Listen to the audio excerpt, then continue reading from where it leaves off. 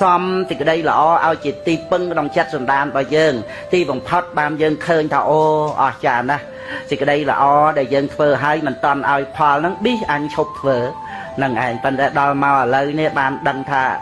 ប៉ុនដែលទំនុកម្រងជីវិតរបស់យើងអស្ចារ្យណាស់បើយើងដឹកអញ្ចឹងពីមុនឲ្យមែនទេមកអញធ្វើឲ្យ2 3ដងនឹងទៅទៀតអាហ្នឹងអញ្ចឹងដូច្នេះត្រូវតែយកចិត្តទុកដាក់ជឿជាក់ជាមួយនឹងគុណធម៌ហ្នឹង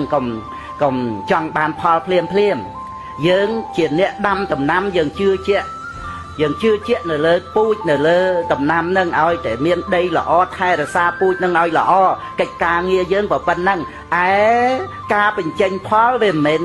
តួនាទីរបស់យើងទេយើងមានតួនាទីត្រឹមតែដាំទេតែការងារបញ្ចេញផលវានៅលើពូជហ្នឹងអញ្ចឹងគឺយើងថែរក្សាទៅតែប៉ុណ្ណឹងឯងឲ្យយើងច្បាស់លាស់ហើយជាពិសេសគឺយើងសប្បាយចិត្តតាន់ពេលវេលាដែលយើងបានធ្វើ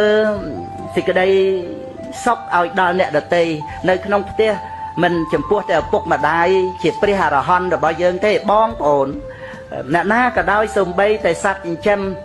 សំណក់កាយឆ្មាឲ្យតែយើងធ្វើអីឲ្យគេបានសុខប៉ុណ្ណឹងយើងបានទទួលសេចក្តីសុខហើយស្រេចបើយើងរស់នៅមិនដើម្បីឲ្យសេចក្តីសុខអ្នកដទៃទេមួម៉ៅក្តៅកាហាយតែខ្លួនឯងហើយស្រេចមុននឹងឲ្យគេកើតទុក្ខគឺកើតទុក្ខខ្លួនឯងណាដូច្នេះតើយើងគិតថារស់នៅធ្វើអីហ្នឹងមើល